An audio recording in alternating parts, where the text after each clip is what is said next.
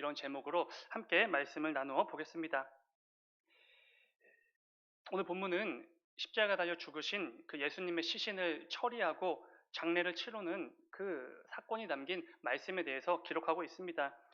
우리 모두를 구원하시기 위해 하나님 아버지의 그 뜻을 이루시기 위해 성자 하나님이신 예수님께서 십자가에 달리셨고 실제로 죽으셨습니다. 믿음이 없는 자들이 보기엔 특출난 능력을 지녔던 한 유대인 청년의 죽음처럼 보였을 것입니다. 능력 있고 유망했던 한 유대 청년이 사람들을 열심히 끌어모아 반란을 도모하고 어떠한 혁명을 일으킬 뻔했던 사건, 그 정도로 이 십자가 사건을 보게 될 것입니다. 그런데 실제로는 그렇지가 않지요. 예수님이 어떤 분이신지, 어떤 삶을 사셨는지, 왜 이 땅에 오셨는지, 누가 그분을 보내셨는지 이 부분에 대해서 조금이라도 알게 된다면 절대로 그런 생각은 할 수가 없는 것입니다. 예수님은 죽을 수밖에 없는 모든 죄인들에게 영원한 생명을 주시기 위해 이 땅에 오셨지요. 저와 여러분을 살리시기 위해 오신 것입니다. 죄와 사망으로부터 스스로를 절대로 구원할 수 없는, 그래서 영원한 사망에 처해지는 게 너무나 당연한 우리들을 위해, 그런 비참한 죄인들을 구원하시기 위해 이 땅에 오셨고 십자가에 달리셨고 실제로 돌아가셨습니다. 중요한 것은 요한복음 말씀을 읽다 보면은 그 예수님에 대한 부분들을 하나하나 읽어 나가다 보면은 분명하게 알 수 있는 한 가지 사실이 있습니다. 그것은 이런 것이지요. 우리 주님께서는 늘 하나님 아버지의 뜻과 말씀을 이루시기 위해, 성취하시기 위해, 응하게 하려 하시기 위해 늘 애쓰시고 수고하셨다는 것입니다. 그중 대표적인 말씀이 우리가 오늘 함께 읽었던 본문이 될 것입니다.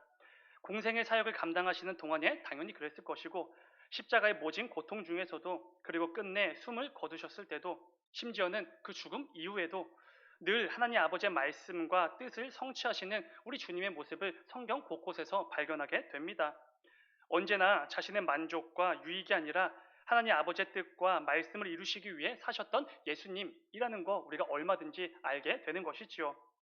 중요한 것은 그 예수님께서는 그 모습을 우리에게 직접 보여주시면서 우리에게 말씀해 주고 계십니다. 세상과 똑같이 내 만족, 내 유익을 위해서만 살지 말라. 나를 믿고 따르는 너희들은 그래도 세상과는 다르게 하나님 아버지의 뜻과 말씀을 이루며 살아가라. 이렇게 분명히 말씀해 주시는 것입니다. 우리가 성도로서 이 땅을 살아가는 동안 우리의 삶의 모습이 반드시 그렇게 되기를 우리 주님께서는 직접 본을 보이시며 가르쳐 주시고 말씀해 주고 계시는 것입니다. 오늘은 그 예수님의 십자가 죽음 이후에 곧바로 이어지는 이 사건들을 하나하나 좀 살펴보려고 합니다.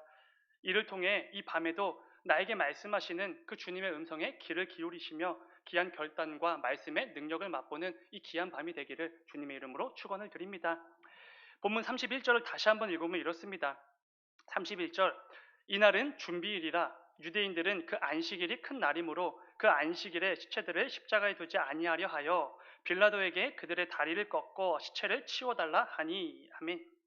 이 말씀에 의하면 예수님을 십자가에 못 박아 죽였던 그 유대인들이 이제 곧 시작되게 될 그 안식일 준비를 위해서 예수님의 시체를 서둘러서 치워주십시오라는 요청을 하는 것을 보게 됩니다. 이들은 하나님 말씀대로 안식일을 기억하고 거룩하게 지키기 위해 지금 애쓰고 있는 것입니다. 그 말씀에 순종하기 위해 십자가 위에 달려있는 그 부정한 시체들을 서둘러 치워달라고 지금 마땅한 요청을 하고 있는 것이지요. 예수님께서는 우리가 잘 알고 있는 것처럼 아침 9시에 십자가에 달리셨고 오후 3시에 숨을 거두셨습니다. 유대인들은 해가 지는 오후 6시부터 하루의 시작으로 치지 않습니까? 그러니까 예수님이 숨을 거두시고 몇 시간만 있으면 그들이 그토록 거룩하게 지키고 싶어 했던 안식일이 시작이 되는 것입니다. 그렇기에 그 안식일을 거룩하게 지키기 위해선 부정한 시체를 서둘러 치워야만 했던 것이지요. 중요한 것은 오늘 본문에 예수님께서 십자가에 달리셨던 그 시기는 유월절 절기 시기였다는 것입니다. 애굽의 노예로 살던 이스라엘 민족을 모세를 통해 구원해 주셨던 그 하나님을 향한 감격과 감사와 그 구원의 기쁨을 기억하고 거룩하게 지켰던 그 유월절이 바로 오늘 본문의 그 시기에 해당이 됩니다. 그러니까 오늘 본문에서 예수님께서 십자가에 달리셨고 죽으셨던 그때의 시기가 바로 유대인들에게 가장 중요하고 가장 거룩한 축제 중의 하나인 유월절기였다는 것입니다. 그리고 동시에 율법에 따라 철저하게 거룩을 유지했던 안식일도 겹쳐 있었던 것이지요. 그렇게 유대인들은 그 어느 때보다 더욱더 이 경건에 힘쓸 수밖에 없었습니다. 사실 평소에도 원래도 정말 철저하게 지켰겠지만 이 날에는 더욱더 신경을 쓸 수밖에 없었던 것이지요. 실제 역사 기록을 보게 되어지면 이들이 얼마나 철저하게 이 안식일과 유월절을 지키기 위해 애썼는지를 알 수 있게 됩니다. 유월절기 동안에는 누룩을 넣지 않는 무교병이라고 부르는 그 빵을 먹지 않습니까? 출애굽 당시 그 급박한 상황에서 긴급하게 만들어 먹었던 그 무교병을 통해서 출애굽의 감격과 기쁨과 감사를 기억하고 기념하기 위해서 무교병을 먹었습니다. 그런데 유대인들은 이를 더욱더 철저하게 지켜내기 위해서 유월절 준비일에, 그러니까 이 유월절이 시작되기 하루 전에 집안 대청소를 했습니다. 대청소를 한 이유는 다른 게 아닙니다. 음식을 만들다 그동안에 혹시라도 이 누룩이 들어간 빵이 어딘가에 떨어져 있을까봐, 어디 틈새로 들어가 있을까봐 모든 가구들을 빼내서 그 틈새에 있었던 그 누룩이 들어간 빵들을 제거했었던 것입니다. 이걸 방지하기 위해서 대청소까지 했었던 것이지요. 그만큼 유대인들은 너무나 철저하게 자신들을 구별하여 경건을 유지하기 위하여 애를 썼다는 것입니다. 이토록 철저하게 경건을 유지하기 위해 애를 쓰는 자들이기 때문에, 그래서 십자가 위에 달려있는 그 부정한 시체 가만 냅둘 수가 없는 것입니다. 서둘러서 그 부정한 시체를 치워달라고 요청할 수밖에 없었던 것이지요. 어떻습니까, 여러분? 이러한 유대인들의 모습, 거룩한 그 하나님의 말씀을 정말 거룩하게 지켜내기 위해 부단히 애를 쓰는 모습이지 않습니까? 안식일을 기억하여 거룩하게 지키라는 하나님 말씀에 더욱더 철저하게 순종하기 위해 그 말씀을 위해서 정말 열심을 다하는 모습처럼 보이기도 합니다.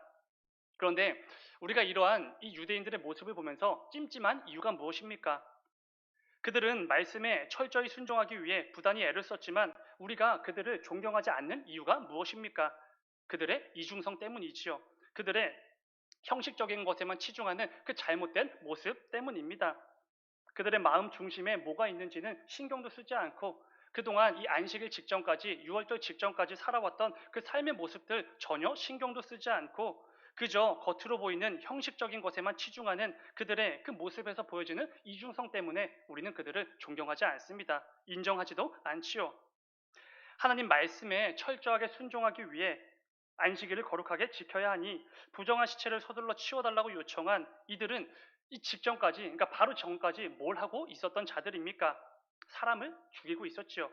자신들에게 해가 되고 불이익을 가져다주는 예수라는 청년에게 누명을 뒤집어 씌웠고 불법으로 재판을 행했고 그들을 죽인 사람들이었습니다. 그리고 그들 모두 억울하게 십자가에 달려 죽게 된 그 예수를 향해 십자가에 얼른 못 박으라고, 얼른 십자가에 처형시키라고 목 놓아 외쳤던 그 악한 죄인들인 것입니다. 이들 모두 바로 직전까지 사람을 죽이는 일에 동조했고 실제로 사람을 죽게 만들었던 살인자들이지요. 그 어떤 죄책도 양심의 가책도 없이 사람을 죽인 사람들입니다. 그렇게 열심을 다해 한 청년을 죽인 사람들이, 그 살인자들이 지금 뭐라고 말하고 있는 것입니까? 이제 곧 안식일이니 안식일을 거룩하게 지켜야 되니 시체를 치워달라, 이런 말을 하고 있는 것입니다. 거룩한 안식일이 더럽혀질 수 있으니 얼른 저 시체를 치워달라고 요청을 하는 것이지요. 안식일을 기억하여 거룩하게 지키자라고 외치고 있는 것입니다. 어떻습니까, 여러분? 너무나 추악하고 어리석은 자들의 모습이지 않습니까? 그들의 심각한 형식주의와 이중성의 역겨움이 느껴질 정도입니다.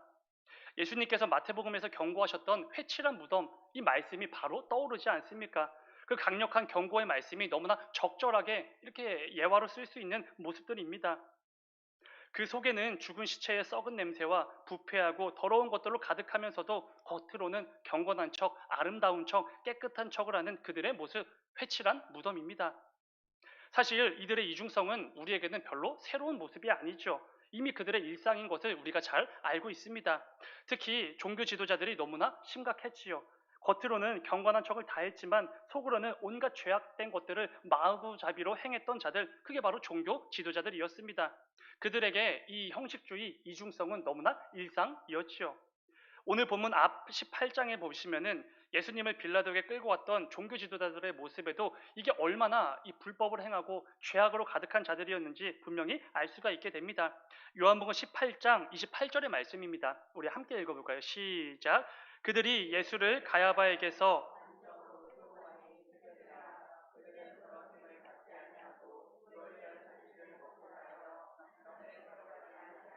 아멘. 여기서 말하는 그들은 당연히 종교 지도자들을 말합니다. 그런데 그들은 지금 예수님을 빌라도에게 끌고 간 후에 그의 관정에는 들어가지 않았다, 이렇게 말을 합니다. 왜 안 들어갔습니까? 따라 들어가서 세세하게 면밀하게 이 예수의 잘못을 고발해서 당장 죽이고 싶었던 그들인데 왜 안 들어간 것입니까? 왜냐하면 이방인이 머무는 집에 들어가는 것 자체를 부정하게 여겼기 때문입니다. 근데 사실 이 부정함을 입어도 옷을 새로 빨고 하나님께서 말씀하신 그 율법에 따라서 다시 정결하게 하는 방법이 있습니다. 그럼에도 왜 안 들어간 것입니까? 바로 그 다음 날이 6월 절기이기 때문입니다. 그들이 부정해진 자신들은 이 하루 만에 그 부정을 정결하게 만들 수 없었던 것을 잘 알고 있었기 때문에 거룩한 자들만 참여하는 그 6월절 잔치에 참여하기 위해 이 이방인의 집에 들어가지 않았던 것이지요. 예수라는 청년에게 없는 죄를 뒤집어 씌워서 죽이기 위해 여기까지 열심을 다해 달려온 사람들이, 이 구강무도한 죄인들이 고작 이방인 집에 들어가면 부정하게 될까봐 지금 그걸 걱정하고 있었던 것입니다. 굉장히 우스운 모습이지요.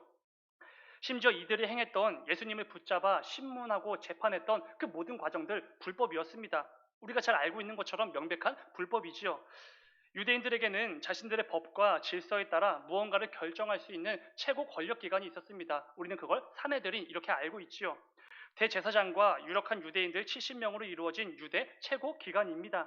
그런데 산헤드린은 절대로 밤에 모일 수가 없었습니다. 왜 밤에 안 모였습니까? 밤에 모이고 의논하고 재판하고 신문하는 것은 강도들이나 하는 짓이라고 그것을 금했던 것입니다. 자기들이 정한 법이지요. 그런데 이들은 예수님에게 급하게 죄를 뒤집어 씌우고 서둘러 죽이기 위해서 한밤중에 산헤드린을 소집해 예수님을 불법으로 신문하고 재판했던 것입니다. 불법입니다. 또한 여러분, 산헤드린이 모이려면 며칠 전에 사전 통보를 해야만 됩니다. 지금도 우리 교회 공동회를 열기 위해서는 한 주나 두 주 전에 미리 이렇게 사전 통보를 하지 않습니까? 그것과 마찬가지이지요. 그런데 예수님을 신문할 때에는 이 법도 지키지 않았습니다. 명백한 불법이지요. 우리 주님은 이처럼 불법으로 가득한 그 신문과 재판을 받으셨던 것입니다. 이처럼 온갖 불법과 제약을 행하는 그 종교 지도자들, 그리고 모든 유대인들이 지금 뭐라고 말하고 있는 것입니까? 안식일을 거룩하게 지켜야 하니 저 부정한 시체를 좀 치워주십시오 라고 말하고 있는 것입니다. 자신들이 부정해질 수 있으니 이방인의 집엔 안 들어간다, 지금 이렇게 말을 하고 있는 것이지요. 여러분, 이 엉터리 같은 모습을 보시면서 하나님 아버지께서 어떤 생각을 하셨겠습니까? 이런 엉터리 같은 모습을 보시며 한탄을 내뱉으시지 않으셨겠습니까? 그런데 여러분, 중요한 부분이 있죠. 그렇다면 우리는 어떻습니까? 이들의 모습을 알고 이들에게 이 잘못을 기록된 이 말씀을 묵상하고 있는 우리는 어떻냐는 것이지요. 우리는 온갖 불법과 죄악을 저지르면서도 유월절과 안식일이 되니 스스로를 경건하게 유지하기 위해 열심히 애를 쓰고 부단히 노력하는 그 유대인들의 형식주의, 그 이중성, 우리에게는 없냐는 것입니다. 평소 어떤 삶을 살았든지 신경도 쓰지 않고 이 안식일만 거룩하게 지키면 다 되는 줄 알았던 그 어리석음, 우리에겐 없는가라는 것이지요. 혹시 우리는 물론 사람을 죽이진 않겠지만 그에 못지않은 크고 작은 온갖 죄악들, 하나님께서 전혀 기뻐하지 않으실 만한 일들, 말과 행동들, 선택들을 하면서 열심히 살아가고 있습니다. 그러면서도 주일은 거룩하게 지키고 있지요. 하나님께서 내게 원하시는 그 삶의 모습들 무엇인지 분명히 알고 있음에도 내 삶의 일상 곳곳에 그런 모습들 전혀 보이지도 않으면서도 예배 드릴 때가 되면 예배를 드리러 가는 그 모습이 내게도 있지는 않은가 반드시 점검해 보아야 합니다. 오늘 말씀에 등장하는 이 엉터리 같은 이 어리석은 유대인들의 모습이 내 삶에도 가득한 것은 아닌가 반드시 점검해 보아야 하는 것이지요. 말씀을 하나 읽겠습니다. 이사야 1장 13절을 보면은 하나님께서 이렇게 경고의 말씀을 주십니다. 제가 읽겠습니다. 헛된 재물을 다시 가져오지 말라. 분향은 내가 가증히 여기는 바요. 월삭과 안식일과 대회로 모이는 것도 그러하니 성애와 아울러 악을 행하는 것을 내가 견디지 못하겠노라. 이게 무슨 말씀입니까? 하나님께서 재물을 가져오지 말라 이렇게 말씀하시죠. 분향도 하지 말고 월삭과 안식일도 구별하지 말고 대회로 모이는 그 모든 것들 행하지 말라 이렇게 말씀해 주십니다. 근데 여러분, 중요한 것은 무엇이죠? 하나님은 이스라엘 백성들을 통해서 재물 받기를 원하시는 분이라는 것입니다. 그들의 분향, 그들의 월삭과 안식일, 그들이 대회로 모이는 이 모든 것들을 원하시는 분이 하나님이셨다는 것이지요. 이것은 오늘날 우리로 치면은 우리를 통해 예배받기를 원하시는 분, 그분이 하나님이시다, 이것과 동일한 것이지요. 그렇다면 하나님께서는 왜 이사야 선지자를 통해서 그런 거 더 이상 하지 말라, 왜 이렇게 말씀하신 것입니까? 제물과 제사 받기를 원하셨던 하나님께서 이제는 제물과 제사 드리지 말라. 분향, 월삭, 안식일, 대회로 모이는 그 모든 것들 더 이상 하지 말라. 이렇게 말씀하신 이유가 뭐냐는 것이지요. 하나님 마음이 변하셔서 그런 것입니까? 당연히 그렇지 않지요. 마지막 부분을 보시면은 성애와 아울러 악을 행하는 것을 내가 견디지 못하겠노라. 이것 때문입니다. 그렇지요. 온갖 악을 행하면서도 때가 되면 하나님께 제물을 드리는 그 제물을 드리지 말라는 것입니다. 온갖 악행을 행하면서도 월삭과 안식일을 구별하여 지키고 대회로 모이는 이 이중적인 그 악한 모습들을 가지는 거 하지 말라는 것이지요. 차라리 그것들 전부 없애버려라. 드리지 마라. 내게 가져오지 말라. 이렇게 강력하게 말씀해 주시는 것입니다. 그렇게 예배할 거면 차라리 예배하지 마라. 그런 식으로 찬양할 거면, 기도할 거면 하지 말라. 이렇게 말씀해 주시는 것이지요. 그런 식으로 드리는 예배 하나님께서 원하지 않으신다고, 그 이중성, 악행과 예배를 동시에 드리는 그 모습 역겨워서 내가 못 참겠다. 이렇게 강력하게 말씀해 주시는 것입니다. 사랑하는 여러분, 오늘 말씀을 기억하시면서 반드시 내 삶을, 내 예배를 점검해 보셔야 됩니다. 내가 하나님께 드리고 있는 그 삶, 그 예배가 하나님께서 기뻐 여기시는 모습인지, 아니면 오늘 말씀에 등장하는 하나님께서 역겹다고 말씀하셨던, 내가 더 이상 참을 수가 없다, 견딜 수 없다 라고 말씀하셨던 그 형식주의와 이중성으로 가득한 모습은 아닌지 반드시 점검해 보셔야 됩니다. 만일 내 모습이 주님께서 경고하셨던 그 회칠한 무덤과도 같은 삶과 예배였다면 반드시 온전한 삶과 예배를 위해 부단히 애를 쓰며 고칠 수 있어야 되는 것이지요. 오늘 말씀을 기억하시면서 내게 주어진 모든 일상과 그 모든 예배의 자리에서 늘 하나님께 영광이 되어지고 내 삶 전체가 하나님께서 기뻐 여기실 만한 거룩한 모습으로 빚어지게 되기를 주님의 이름으로 축원을 드립니다.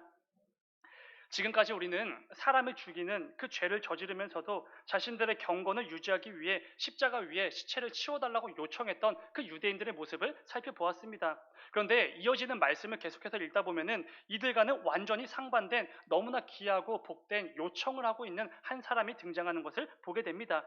이어지는 38절의 말씀입니다. 우리 함께 읽겠습니다. 38절 시작. 아리마대 사람 요셉은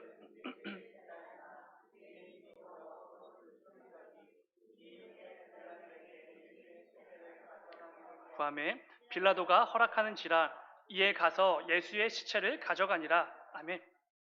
이 말씀에 의하면 아리마대 사람 요셉이라는 사람이 빌라도를 찾아갔고 그에게 예수님의 시체를 가져갈 수 있게 해달라고 요청을 하고 있습니다. 그리고 빌라도는 그 요청을 허락해 주지요.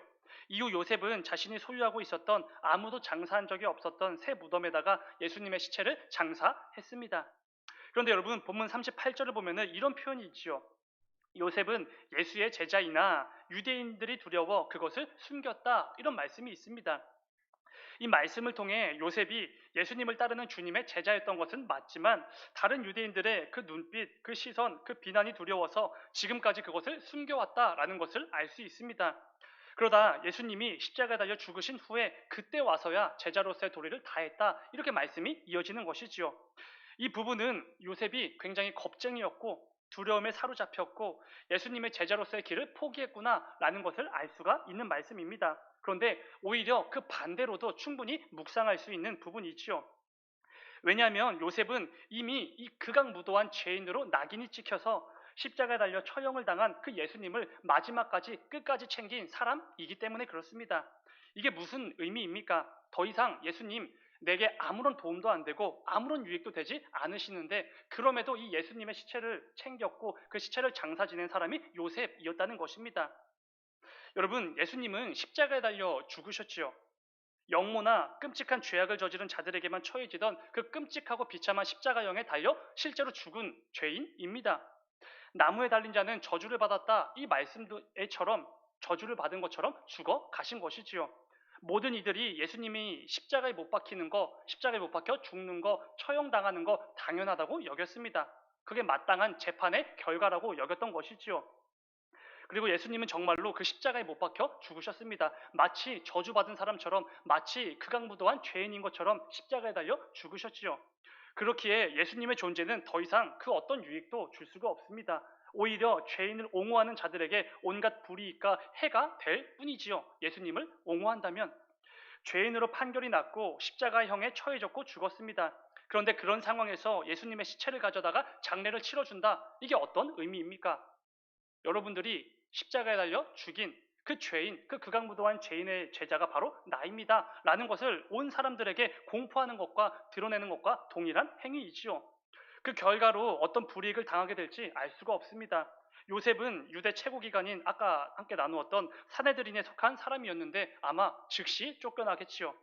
그리고 자신이 운영했던 사업장이 있다면 그 사업장 경제적인 타격을 입었을 것입니다. 직장에서 쫓겨났을 것입니다. 모든 사람들로부터 받아왔던 인정과 칭찬도 금세 사라졌을 것이고 어쩌면 가족들로부터 큰 원망과 불신을 사게 되어 가정이 깨졌을지도 모릅니다. 그런데 이렇게 되는 것이 너무나 명백한 상황에서 아리마대 사람 요셉은 이제라도 예수님의 제자로서의 그 도리를 다했다라는 것이지요. 그런데 여러분, 이 요셉의 모습을 통해서 우리는 진짜 믿음이 뭔지를 볼 수 있습니다. 참된 신앙, 참된 믿음이 뭔지를 여기서 우리가 알 수가 있는 것이지요. 왜 그렇습니까? 예수님이 내 삶에 어떤 도움, 실질적인 유익이 되지 않는다는 게 너무나 확실한 상황에서도 모든 이들이 그게 맞다고, 그게 정답이라고, 그게 확실하다고 그런 상황에서도 예수님을 끝까지 따라 그분의 제자로서의 도리를 다하며 살아가는 거, 이게 진짜 믿음이기 때문에 그렇습니다. 눈앞의 상황 때문에 그 제자로서의 길을 끊어버리는 거, 더 이상 예수님을 바라보지 않는 거, 그건 믿음이 아니지요.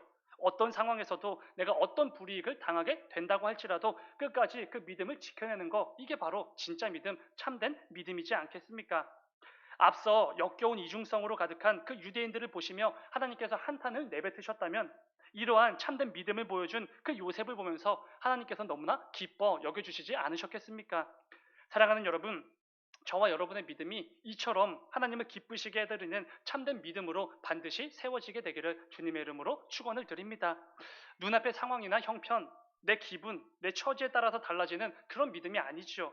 눈앞의 상황이 어떻든지 내 기분이 어떻든지 유익이든지 불이익이든지 언제나 내 사랑하는 주님을 향한 그 믿음을 지켜내는 것, 그게 바로 참된 믿음입니다.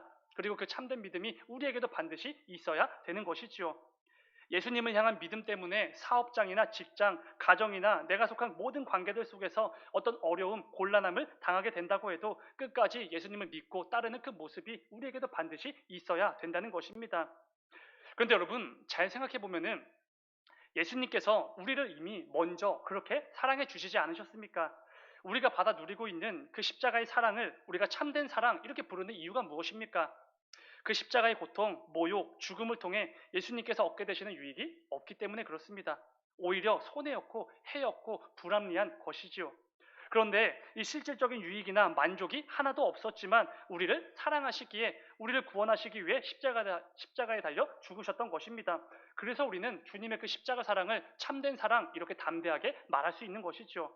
말씀을 하나 읽겠습니다. 로마서 5장 8절의 말씀입니다. 우리 함께 읽을까요? 시작.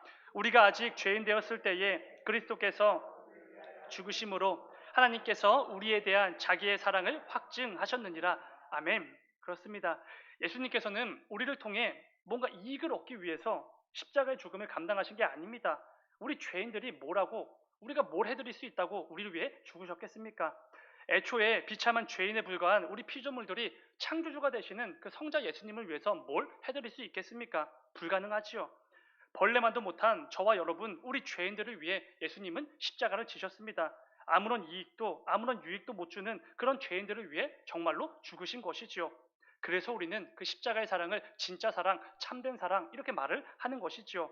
사도 요한이 요한 1서에서 말하는 것처럼 사랑은 여기 있으니 세상 그 어디에도 참된 사랑은 없습니다. 오직 우리를 위해 십자가에 달려 죽으신 그 예수님에게 그 십자가에 바로 여기에 참된 사랑이 있는 것이지요. 그렇다면 우리 주님의 그 참된 사랑을 받아 충만하게 누리고 있는 저와 여러분들에게 너무나 마땅하고 합당한 모습이 무엇이겠습니까? 주님께서 보여주신 그 참된 사랑을 힘입어 그 사랑을 늘 기억하며 우리 역시 그 주님을 향하여서 참된 믿음을 가지고 한 걸음씩 나아가는 것, 그게 너무나 당연하고 마땅한 모습이지요. 아리마대 사람 요셉이 눈앞에 온갖 불이익과 그 불합리한 상황이 뻔히 보이는 걸 알면서도 그래도 주님을 향한 참된 믿음을 지켜냈던 것처럼 우리 역시 눈앞의 상황이 어떠하든지 주님을 향해 그 믿음의 걸음을 나아갈 수 있어야 된다는 것입니다. 오늘 말씀을 기억하시면서 내게 주어진 그 모든 삶 속에서, 모든 상황 속에서 우리 주님의 십자가 사랑을 힘입어 참된 믿음을 지켜내는 우리 모두가 되기를 간절히 소망합니다. 이를 통해 우리는 우리의 믿음을 보시고 기뻐 여겨주시는 그 하나님께 늘 영광이 되어지는 복된 삶, 너무나 귀한 삶을 살아내시는 저와 여러분이 되기를 주님의 이름으로 축원을 드립니다. 잠시 기도하겠습니다.